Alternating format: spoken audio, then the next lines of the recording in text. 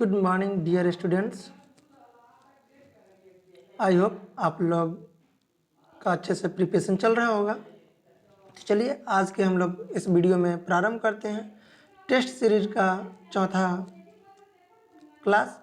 आज के इस टेस्ट सीरीज में जो है हम लोग पढ़ेंगे सामाजिक अस्थिरीकरण से आप क्या समझते हैं, सामाजिक अस्थिरीकरण के कार्य एवं अकार्य को स्पष्ट कीजिए।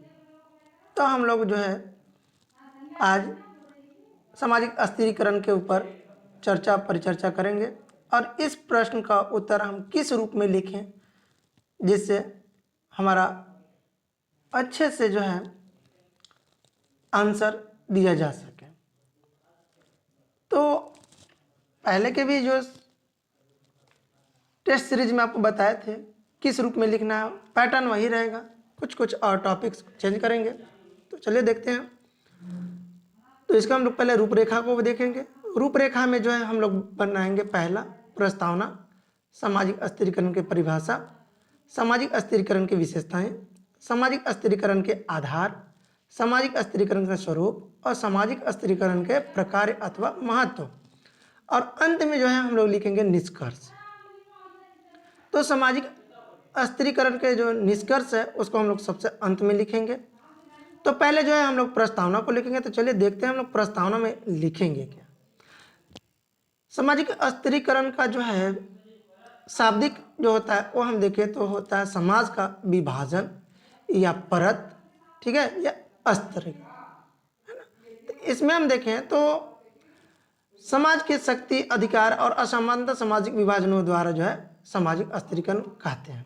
अर्थात समाज को जो है शक्ति के आधार पे, अधिकार के आधार पे और समानता और असमानता के आधार पे जो है हम लोग विभाजित करते हैं और इसी को सामाजिक अस्थिरीकरण कहते हैं।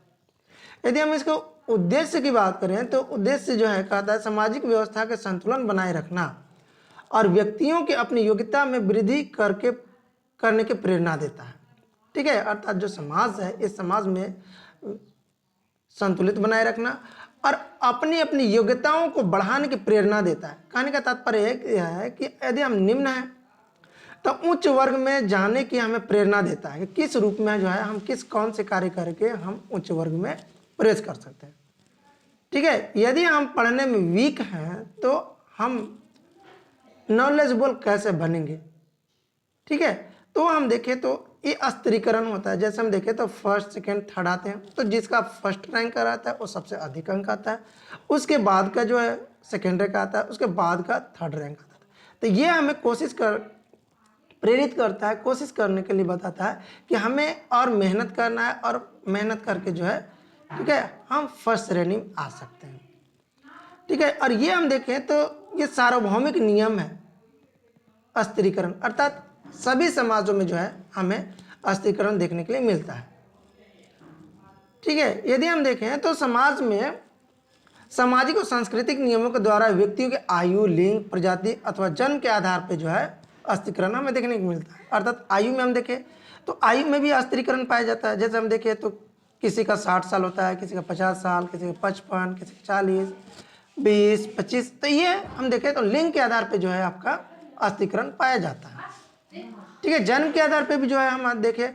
तो जन्म के आधार पे जो है आप देखे होंगे किसी को बड़े भाई बोलते हैं, किसी को छोटे, किसी को मझले, किसी को सजले, है ना। तो ये आपका जो है जन्म के आधार पे अस्थिरीकरण भी हमें देखने के लिए मिलता है और ये आधार जो है कहीं ना कहीं उसके अधिकार भी दिलाता है, क्योंकि जो श्रेष्ठ है, जो सर्वप्रथम स्थान है तो उसे पहला स्थान प्राप्त होता है, जो सेकेंड होता है उसको दूसरा स्थान, जो तृतीय होता है उसको तीसरा स्थान। अर्थात उस व्यक्ति को जो होता है अधिकार के आधार पे जो है अस्थिरीकरण हमें देखने के लिए मिलता है।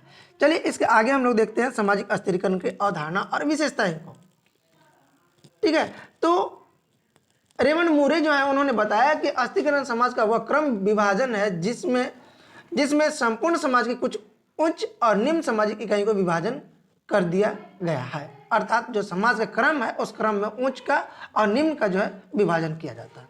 बाकी आप लोग समझे होंगे, बहुत अच्छे से पढ़े भी होंगे, क्योंकि ये आप लोग का सिलेबस का ही है और बहुत ही सरलता के साथ हम भी अपने क्लास में अध्ययन करवाए हुए थे। आर्गमन और निमकॉफ का जो परिभाषा है वो भी देखिए आपको बताता है कि वह प्रक्रिया जिसके द्वारा व्यक्ति तथा समूहों को लगभग अस्थायी परिस्थितियों के संस्तरण में विभाजन कर दिया जाता है, उसी को हम अस्थिकरण कहते हैं। ठीक है, अर्थात अस्थायी परिस्थितियों में संस्तरण, मतलब संस्तरण है ना, मतलब विभाजन यदि कर दिया गया, हायरार्की बना दी गई, उसी को जो है इन्होंने सामाजिक अस्थिरीकरण बताया गया। पार्सन्स है, पार्सन्स के द्वारा भी जो है डिफिनीशन बताया गया, इसको आप लोग वीडियो को पॉज करके देखिएगा, ठीक है, अध्ययन कीजिएगा। यदि हम विशेषता की बात करें तो डेविस और ट्यूमिन है, उन्होंने भी इसकी कुछ विशेषता बताया। पहला इन्होंने बताया एक सामाजिक प्रक्रिया है, ठीक है, दूसरा सार्वभौमिक प्रक्रिया है, तीसरा जो है समाज का उद्योग विभाजन है, मानवीय प्रयत्नों का परिणाम है, पांचवा जो है इन्होंने बताया विभिन्न स्वरूप है, छठा एक व्यक्तिक प्रक्रिया है, ये ओल्से महोदय जो है उन्होंने बताया। ठीक है, इस तरह से हम देखें तो समाज की विशेषताओं को उन्होंने बताया है। और यदि हम देखें सामाजिक अस्थिरीकरण का प्रमुख आधार, ठीक है, तो यदि आधार की हम बात करें तो आधार में आपका जो है मार्क्स महोदय है, जिन्होंने समाज को आर्थिक आधार पर जो है विभाजित किया। पार्सन्स महोदय जो है उन्होंने 6 आधारों से डिवाइड किया। ठीक है, मतलब कि संस्तरीकरण में कन्वर्ट किया। पहला इन्होंने बताया नातेदारी, समूह के सदस्यता, व्यक्तियों की योग्यता, विभिन्न उपलब्धि, संपत्ति और शक्ति के आधार पर जो है इन्होंने 6 भागों में संस्तरण किए। ठीक है, इसके अलावा हम देखें तो सामाजिक अस्थिरीकरण के आधार जो है जैविक आधार और सामाजिक संस्कृति आधार। तो जैविक आधार में यदि हम देखें तो आयु आता है, लिंग है, प्रजाति है, जन्म है ना। और दूसरा जो है आपका सामाजिक सांस्कृतिक आधार और संपत्ति, व्यवसाय, व्यक्तिगत योग्यता, धार्मिक ज्ञान और शक्ति के आधार पे जो है डिवाइड किया गया है। तो इसकी जो है विस्तृत रूप से आपका जैविक आधार पे जो है बताया गया है यहाँ पे। तो आयु में भी जो है आप लिख लीजिएगा बहुत ही सरलता के साथ। इसके बाद आपका आता है लिंग भेद, इससे भी आप लिख लीजिएगा। नेक्स्ट जो है आपका आता है प्रजाति भेद, ठीक है। नेक्स्ट है जन्म, है ना। और दूसरा जो प्रकार है वो आपका सामाजिक संस्कृति आधार, सोशल कल्चर वेस।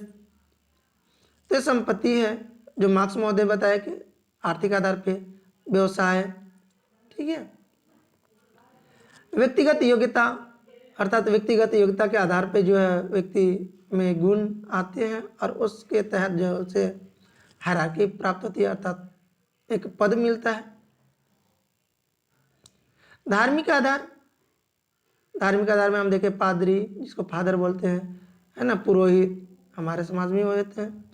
शक्ति पावर के आधार पे है, ठीक है। सामाजिक अस्थिरीकरण के स्वरूप की बात करें तो सामाजिक अस्थिरीकरण के स्वरूप की बात करते हैं तो इसमें हम देखें समाज को जो है वर्ग के आधार पे बताया गया है, बंद अस्थिरीकरण, खुली अस्थिरीकरण, ठीक है। यहाँ से जो है आप लोग लिख लीजिएगा। और इसी के साथ हम देखें तो बताया गया दास प्रथा, इसमें आपका दास और मालिक दो होते हैं, दो हायरार्की होती है। जागीरदारी व्यवस्था, जिसमें हम देखें तो जमींदार और छोटे किसान होते हैं।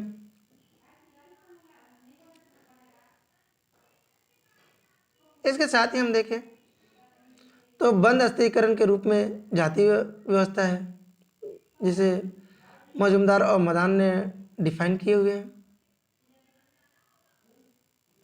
लुईस डुल्मा जो है उन्होंने होमो हायरार्की के सिद्धांत पे पवित्रता और अपवित्रता के धारणा के द्वारा जो है अस्थिरीकरण बताए हैं, है ना।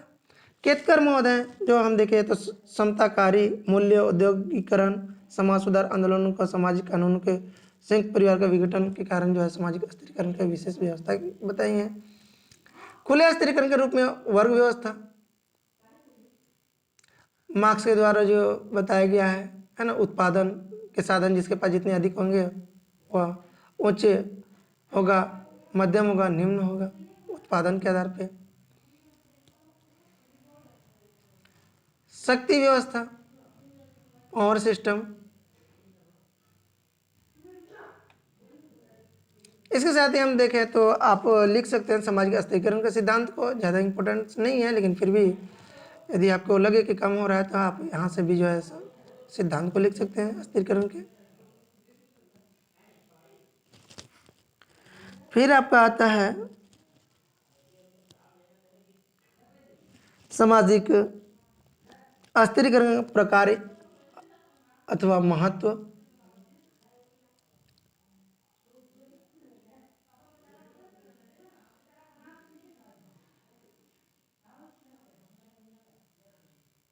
यदि सिद्धांत को लिखना हो तो आप यहाँ से लिख सकते हैं, लेकिन ज़्यादा इम्पोर्टेंस नहीं है। आपका फिर आता है सामाजिक अस्थिरीकरण के प्रकार अथवा महत्व। तो यहाँ पे जो है ट्यूमिन महोदय जो थे, उन्होंने एक पुस्तक लिखा था सोशल स्ट्रैटिफिकेशन। इसमें जो है इन्होंने सामाजिक अस्थिरीकरण कार्य को और महत्व को समझने की आवश्यकता है, इसके ऊपर जो था इन्होंने बताया था। अर्थात जो अस्थिरीकरण है वो आवश्यकता को पूर्ति करती है। इसको आप लोग पढ़ लीजिएगा, समझ लीजिएगा। अधिक कार्य को प्रोत्साहन देता है, ठीक है। सामाजिक संघर्षों की रक्षा करता है, मनोवृत्तियों का निर्धारण करता है। पांचवा जो है आपका शक्ति का संतुलन करता है, शक्तियों का व्यवस्थित करता है, गतिशीलता में वृद्धि लाता है, ठीक है। सामाजिक एकीकरण में वृद्धि लाता है, स्वस्थ प्रतियोगिता में वृद्धि करता है, संबंधों की प्रकृति का निर्धारण करता है, ठीक है। और यहाँ पे थोड़ा सा दिया हुआ है आपका सामाजिक अस्थिरीकरण के अकार्य अदोष, तो इसको भी थोड़ा सा आप लोग लिख लीजिएगा। और लास्ट में आता है आपको सामाजिक अस्थिरीकरण के निष्कर्ष। तो निष्कर्ष में आप ये लिख सकते हैं कि निष्कर्ष हमारे लिए बहुत इम्पोर्टेंस है, क्योंकि निष्कर्ष से जो है हमें हर क्वेश्चन का आंसर हमें प्राप्त होता है, मतलब वो समरी रूप में हमें देखने के लिए मिलता है। तो इसमें आप ये लिख सकते हैं कि सामाजिक अस्थिरीकरण वाकई में समाज के लिए बहुत उपयोगी है और यह आवश्यक भी है और सार्वभौमिक है, क्योंकि हम देखें तो अस्थिरीकरण के द्वारा व्यक्ति को पद मिलता है और वह अपनी योग्यता के अनुसार कार्य करता है। अर्थात आप देखे होंगे कि समाज में क्या होता है कि कभी कभी ऐसा होता है अयोग्य व्यक्ति जो है योग्य पद पे आसीन हो जाता है और जिस वजह से वह अपनी कार्यकुशलता नहीं दे पाता है, ठीक है। तो व्यक्ति में जो है वह प्रेरणा देता है कि आप एक अच्छे पद पे हैं, एक उच्च संस्करण पे हैं, उच्च स्तर पे हैं, तो आपको उस योग्य की ज्ञान नॉलेज होनी चाहिए, ठीक है। अर्थात आयु के अनुसार होता है, उम्र के अनुसार होता है, तो ये भी बहुत इम्पोर्टेंस है। आप देखे होंगे कि जिसकी अधिक उम्र होता है, आयु होती है, ठीक है, तो उसके पास अनुभव बहुत अधिक होता है, ठीक है। जैसे हम देखें तो वृद्ध लोग जो होते हैं उनके शरीर में शक्ति ताकत नहीं होती है, बल नहीं होता है, लेकिन उनके पास अनुभव की क्षमता बहुत अधिक होती है, अनुभव बहुत होता है। और उस अनुभव के द्वारा जो होते हैं वो अपने घर परिवार के बच्चों को, लोगों को, ठीक है, या आसपास के सदस्यों को समझाते हैं और वे लोग उनकी बातों को भी मानते हैं, ठीक है। तो इस तरह से जो है आप सामाजिक अस्थिरीकरण के प्रश्नों को अच्छे से लिख सकते हैं और आप बना सकते हैं, ठीक है। और हम जो है आप लोग को इस चैप्टर की पीडीएफ भी डिस्क्रिप्शन बॉक्स में डाल देंगे, आप वहाँ से भी अध्ययन कर सकते हैं, ठीक है।